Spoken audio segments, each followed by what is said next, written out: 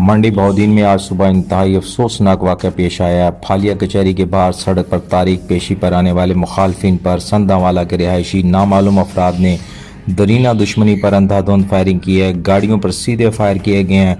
गोलियां जो हैं वो गाड़ियों के अंदर घुस गई हैं और गाड़ी जो है वो गोलियों से छलनी हो गई है, जिसके नतीजा में गाड़ी में सवार 3 अफराद मौका पर दम तोड़ गए हैं। पुलिस की जानिब से बताया गया है कि जहां बाग अफराद में फैसल शहजाद और सकना मानोचक, सिकंदर गुजर और असद ज़फ़र जो हैं वो शामिल हैं, जबकि ज़ख्मी अफराद में 5 अफराद बताए गए हैं, जिन 5 अफराद में शफ़क़त इकबाल, नज़ीर अहमद, असद ज़फ़र, मोहम्मद कासम वगैरह जो हैं वो शामिल हैं। पुलिस की जानिब से जो है इस वक्त मौका पर यानी कि जो DPO हैं वो मौका पर पहुँचे हैं, साजिद हुसैन खोखर, और उन्होंने ज़ख्मी अफराद को जो है वो फौरी तौर पर जो है वो फालिया के तहसील हस्पताल जो है वो भिजवाया है।